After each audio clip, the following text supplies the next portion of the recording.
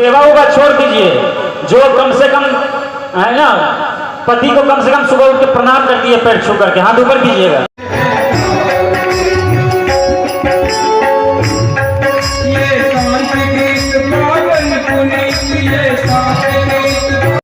शारदीय नवरात्रा के प्रारंभ होते ही चारों तरफ वातावरण भक्तिमय हो जाता है। मंदिरों से मंत्रों उच्चारण की ध्वनि और शाम के आरतियों के घंटे की मधुर संगीत मन को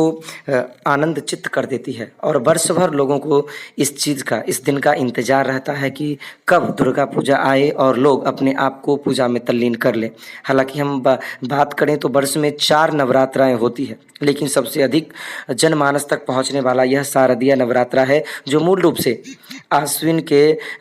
शुक्ल पक्ष प्रतिपदा से प्रारंभ होकर विजयदशमी तक मनाया जाता है। इसी क्रम में आज हम बात करें तो जहां कई मंदिरों में, कई पूजा समितियों में व्यापक पैमाने पर कार्यक्रम आयोजित किए जाते हैं, वहीं नवदुर्गा मंदिर त्याय में स्थापना काल से ही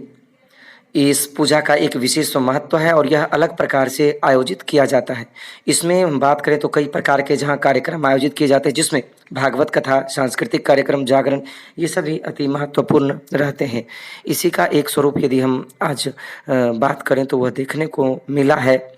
कि वर्तमान में लगभग 7-8 वर्षों से यहाँ पे नवरात्रा के कालखंड में भागवत कथा का आयोजन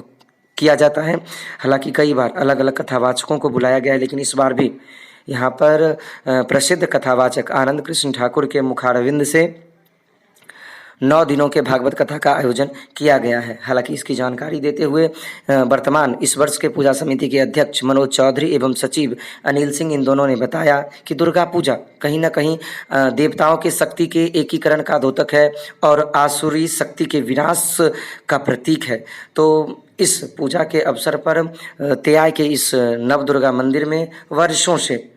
इस प्रकार के कार्यक्रम किए जाते हैं, ताकि कथा में आने वाले लोग कथा श्रवण करके अपने अंदर, उनके अंदर जो बुराइयां हैं उसको ख़त्म करें। वहीं इस कथा में अलग अलग दिनों कई प्रकार के मुख्य बिंदुओं पर, विशेष करके सामाजिक जागरूकता के बिंदुओं पर काम किया जाता है, जो अपने आप में अद्वितीय होता है, अलग होता है और इसकी छवि छटा बिल्कुल निराली होती है। हालांकि लोगों के मन में भी काफ़ी उत्साह देखने को मिला है और यहाँ दूर दूर से लोग कथा श्रवण करने के लिए आते हैं, क्योंकि काफ़ी कम उम्र के कथावाचक आनंद कृष्ण ठाकुर इतने अच्छे, रोचक और सुव्यवस्थित शब्दों में कथा श्रवण कराते हैं कि श्रोता मंत्र मुग्ध होकर इस कथा का रसास्वादन करते हैं और धनधान्य होते हैं।